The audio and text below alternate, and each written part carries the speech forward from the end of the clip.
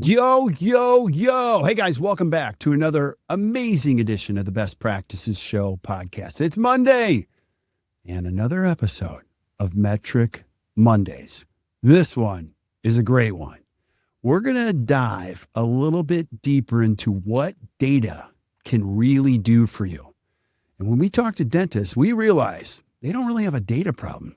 They have a focus problem. And I have my amazing co-host on today. Her name is Miranda Beason, and she helps us understand how you can create more focus with your team using data. It's awesome. So please listen up. Hope you guys enjoy this, and we'll see you soon.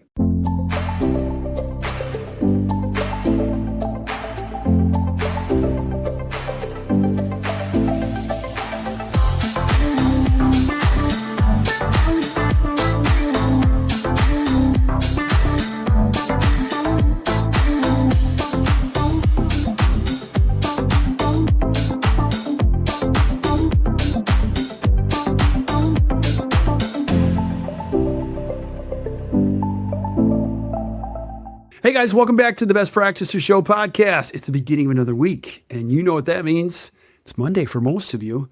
And every Monday, if you've been following along, we do something called Metric Monday. Now, the reason we do this is to give you a little bite-sized piece of information around a metric that can really move the needle in your practice and help you create a better practice and a better life. And I have my amazing co-host. She's brilliant. Her name is Miranda Beason. She does so many things around here. We don't even know the extent of what she does. She's so powerful. And today we're going to be going where, Miranda? Where are we going today? Today we're going to be talking not about a specific metric per se, but instead a concept. So we're going to be talking today about most practices don't have a data problem. They have a focus problem. And understanding that specific metrics are important, but what's even more important is knowing why you're measuring those things and where you're trying to go. So we're going to lean into a little higher altitude concept today around metrics, and we're going to talk about how do we get clarity, because more data doesn't create clarity when we focus our priorities and decide what's most important right now. We'll have that clarity to be able to drive our practice towards success. Yeah. And so there's nobody that has more authority or expertise on lack of focus than me, and has made more guesses anecdotally without data. And the reason I tell you that, just to have fun, is when you don't have any data, you're just guessing. You know, data removes all emotion.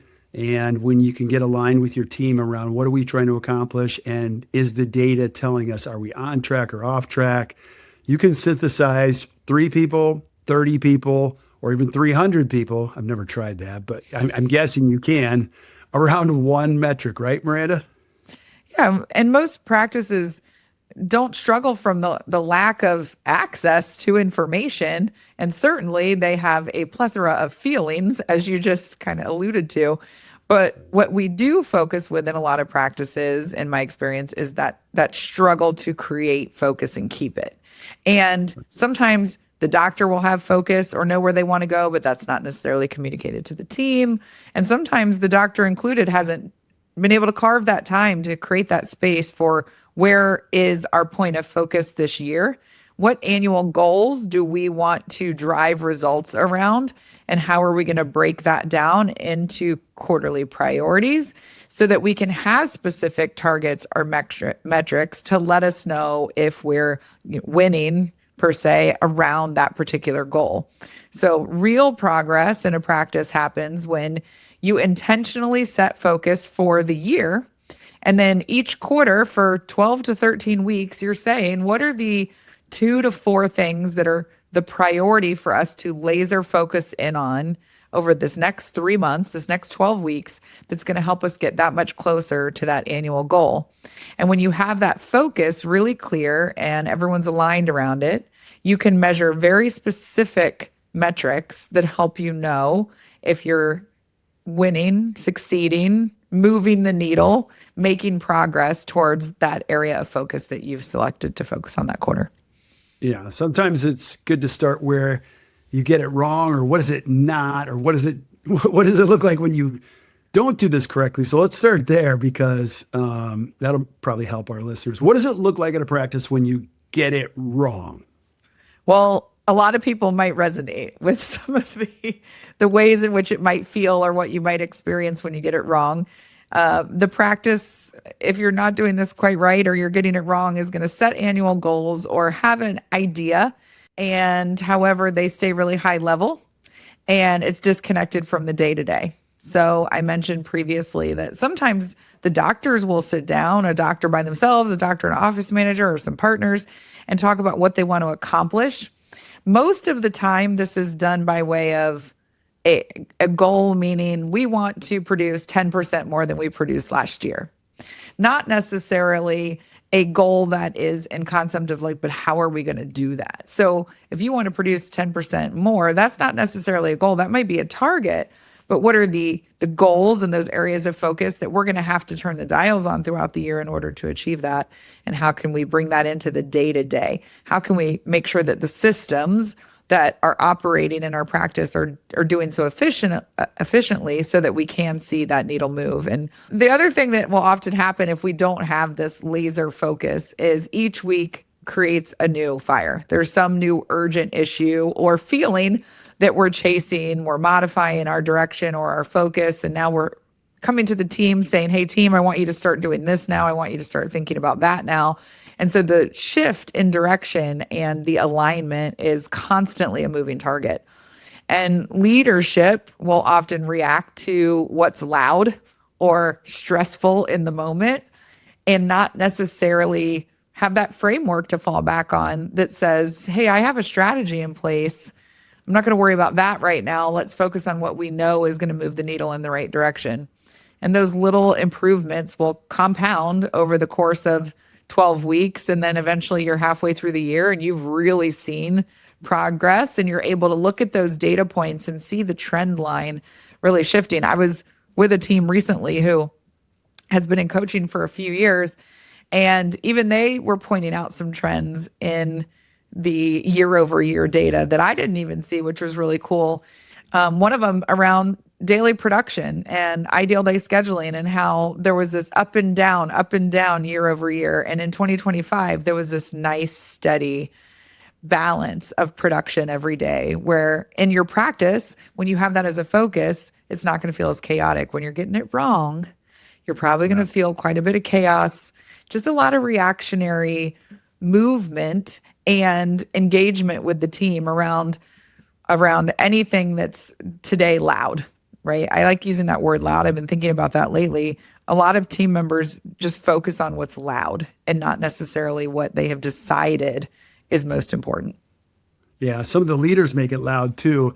I mentioned this before, but I live in the state of Wisconsin, and nothing is more problematic for a dentist than the month of February. It's a shorter month. There's some holidays included, and we have this thing called snow. So you can get 4 inches of it, or you can sometimes get 20 inches of it. And we also have bitter cold weather where it can also shut down the schools. So as evidence of 2026, schools in a heartbeat will shut down everything, and you can too.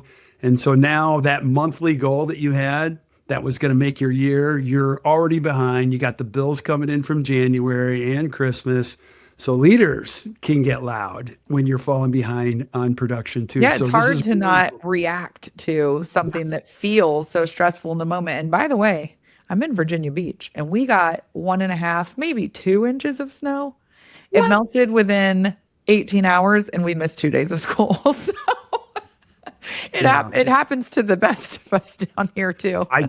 I'll never, I've told this story on the podcast. I know I'm laughing, but I can't remember what year it was, but Washington, D.C. had so much snow that a lot of our dentists couldn't get out of their driveway for 7 days. So, and I remember the panic from so many of them, like collections are way down. Like, what are we going to do? So it's important that when you set these goals, you can stay focused on the right thing and there'll be a rebound, but you can't get crazy and get loud. So, okay, that's what it looks like when we get it wrong. What does it look like when we get it right? Well, that's a great segue. So when you get it right, you're able to plan and strategize for where you want to focus throughout the year. So if you do live in Wisconsin, for example, and you know you're going to have some snow days built into your year, you can build that into your annual goals and outcomes that you want to be able to be financially stable enough to withstand surprise or impromptu shutdowns if they occur, and then make strategy quarter over quarter for the year for how you're going to build around systems and operations in the practice to make that happen. So annual goals happen in the fourth quarter. So you're planning in October for what's going to come in your new year. And then you're able to break that down into quarterly focus areas. And each quarter, the team aligns around and discusses 2 to 4 priorities. It's not just a running to-do list or, again, something reactionary. There's focus behind it. And every priority that you're leaning into as a team is going to have at least one, if not a couple, of very clear targets or metrics. They're going to help you to know if you're gaining ground. For example, perhaps you have a quarter that's focused on marketing, and you're going to start tracking Google reviews and some new patient conversion metrics. You might not track those in quarter 3 because you're not doing marketing in quarter 3. You might be tracking some hygiene metrics because you're building a periodontal protocol at that time. So you can shift your focus each quarter to work towards your goals and then copy over what targets are going to be appropriate for that focus at the time. That way you don't have a running list of 30 or 40 KPIs that you're tracking all the time that can get really messy and cluttered. And leadership conversations need to stay grounded. When you're winning, leadership is looking at the day-to-day. We're not jumping way up back into strategy and then chasing a fire off to the left. We're looking to say, what metrics should we be focused on right now? Let's stay right here, focused on these, because we all decided and agreed that for the next 12 weeks, these things are the most important things for our practice to do right now to move the needle. And then the team understands that because the leader's done a really great job of sharing the purpose and the vision and where we're going. And the team can prioritize for today, this week, and this quarter. And then everyone can check each other on whether or not something new that pops up takes new priority, or is it just a distraction from what we've already agreed is most important. So when we're doing it right, those things are consistently happening. We're having our strategic planning. Our leaders are able to communicate, repeat, communicate. The team knows where we're going, what their role is, and what metrics to track to know if we're winning or not along this focus area at this time. And then we're able to check each other a little bit when we start going off track and say, hey, we all said the most important thing right now is, does this distract from that? And should it? Because every now and then there's something that pops up that does need to take the place of what we deemed was the greatest priority. But more often than not, that's not the case. Yeah, I think it's so powerful what you said, because the team feels that energy from the leaders. And this isn't for this podcast today, but a lot of the numbers that you're going to track are going to be leading indicators that influencing lagging indicators.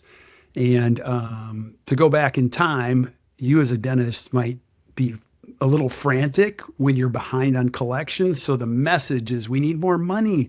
Now you can stay focused on the right things. The calmness starts at the top, goes right through the team. And but you just made a really great point, Kirk, of these things do happen, right? You get the snow, you shut down, you have 3 weeks now in February instead of 4, and collections aren't where you thought they were going to be. You still have to make payroll. You start to get a little panicked.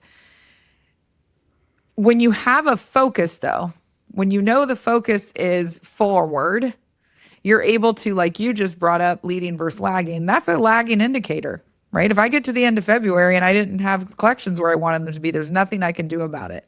And I can go to my team and I can fuss about collections not being where they need to be, or we can collaborate together on how can we improve collections in March to help make sure that we are focused on the right things to repair whatever loss we had in February. Yeah, I totally agree. So if somebody's listening to this, what can I do today to improve the practice on this component? Well, ideally, you're going to have annual goals, and we are still in the early part of 2026. So if you didn't jump into strategic planning in quarter 4 before the year got started, it's not too late to carve some time and sit down and really try to iron out, like, what do we want to achieve this year? Not as a metric, but as a practice. What are some of the outcomes or goals that we want to achieve? So if you have the opportunity to carve that time and make that happen, go for it. The next best step, if you don't have that in place, is what can we do right now? Take a look at the primary KPIs in your practice, things that we talk about on a regular basis, like production and collections and write-offs and hygiene, production per visit, office production per visit. What are some things that we can look at right now and see trend to say, where can we shift some focus and say, hey team, you know what? Our Google reviews don't look great. We have 87 of them. We're at a 4.4. We're not getting the type of patients that we want to get into the practice. Let that be our focus for the next 90 days and see how, I think you always say it, and I probably won't say it right, but what gets measured grows, or something to that effect. When we're focused on, gets improved. Yes, what gets measured gets improved. Gets exponentially improved. There you go. When your team focuses on one thing or, 2 to 4 priorities within a given period of time, you're going to see the needle move.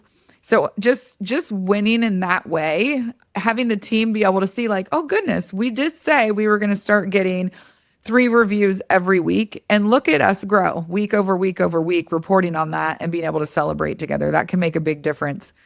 And then how do you know if you're winning?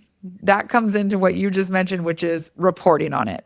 So if you are not currently reporting on metrics that fit your primary focus right now, start right away. So reporting weekly is ideal because you're able to make impact more strategically. We were just talking recently about in a month's time, if you wait a whole month, it's 400 plus visits before you can make an impact versus 100 visits if you're doing it every week. 100 patient experiences. And so the more frequently you can report on data that feed your current focus, the more likely you'll be able to make some impact along the way and not have to wait to the end of the month to just kind of see what happened. And then, use your priorities in your planning to guide your decisions. And the most important thing as a leader is going to be, once you know what your focus is, communicate it to your team and what their role in it is. And really, ultimately, what does that provide for the patient experience? Because when you can tie back how any focus, how any metric is going to improve the patient experience, your team is going to be more on board. Yeah, love it. Love it. So well said, Miranda. And if you're a dentist listening and you're just struggling with this and you're like, I don't even know where to start, that's why we're here. We created something called the Best Practices Association. You can go back there and see what metrics you can focus on so that you create some calmness and you get something done this year. So if you tried everything, you're like, I don't even know what to do. You can hire a great coach like Miranda and help you get it in shape the way you want it. So Miranda, that was awesome. Thank you so much for being on. Thank you for having me. Yeah, absolutely. Thank you guys for listening to Metric Monday on another great edition of the Best Practices Show. Keep showing up. We're going to keep bringing it. The goal of the podcast is just to help you create a better practice and a better life. So keep spreading the word. And until we see you guys next time, or you hear from us next time, keep watching or keep listening to the Best Practices Show. You guys enjoy your Monday.